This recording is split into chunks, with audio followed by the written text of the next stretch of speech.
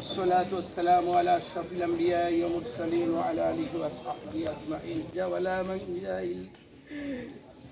إله إلا من ولا من من الله إلا একটা নির্লজ্জ জঘন্যতম বর্বরচিত একটা পাশবিক একটা ঘটনা। এটার জন্য জাতি আমরা অনুতপ্ত। বিশেষ করে আমাদের মাননীয় প্রধানমন্ত্রী উনি এই ব্যাপারে এত সিরিয়াস এবং এটাকে মানবিক দৃষ্টিকোণ থেকে এবং নৈতিকতা বোধ থেকে এমনভাবে এটাকে সিরিয়াসলি নিয়েছেন এবং নেওয়াই উচিত। উনি সাথে সাথে পরিবারের কাছে ছুটে গিয়েছেন এবং আমরা যারা স্থানীয় নেতৃবৃন্দ যেহেতু এখানে কবরস্থ হয়েছে, আমরা এখানে এই যে আমাদের সরকারের সফু, আমাদের মানু ভাই, আমাদের এই যে উপস্থিত আমাদের মহিলা এমপি মুন্নি ভাই সহ আমাদের যুবদল ছাত্রদল সমস্ত নেতৃবৃন্দ আমরা এখানে এসেছি। বিএনপির প্রধানমন্ত্রী সহ সমস্ত সরকারের লোকরা কতটুকু আন্তরিক বিধায় আমাদেরকে এখানে নির্দেশনা দেওয়া হয়েছে। আমরা সব আজকে এসেছি। আজকে আমি একটি প্রশ্ন রাখতে চাই এবং বলতে চাই, এটা নিয়ে কেউ যাতে কোনো ঘোলা পানিতে মাছ শিকার করার চেষ্টা না করে। অত্যন্ত সংবেদনশীল একটা বিষয়, এমন একটা বিষয় যেটা আমাদের বাংলাদেশের প্রত্যেকটা মানুষের মনে অসম্ভবভাবে নাড়া দিয়ে গেছে। বর্বরচিত একটা রেপ, ধর্ষণ এবং হত্যা। এখন এই ঘটনাটার বিচারের জন্য আপনারা দেখেছেন ইতিমধ্যেই আইনমন্ত্রী বলেছেন 1 সপ্তাহের ভেতর তদন্ত রিপোর্ট দিবে।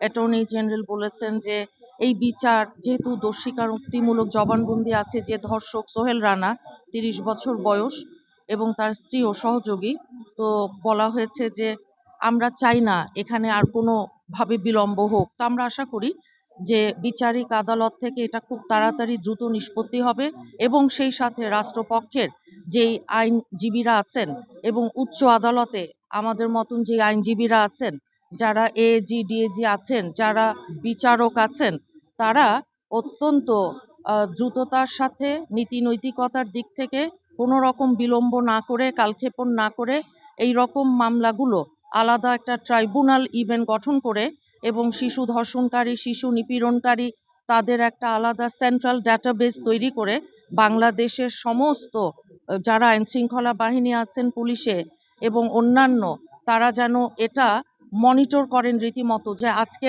এই অবস্থায় আইনের শাসন বহাল রাখার জন্য মানবাধিকার ন্যায় বিচারের স্বার্থে আমরা মনে করি যে বাংলাদেশে এই শিশু নির্যাতনকারীদের জায়গা হবে না।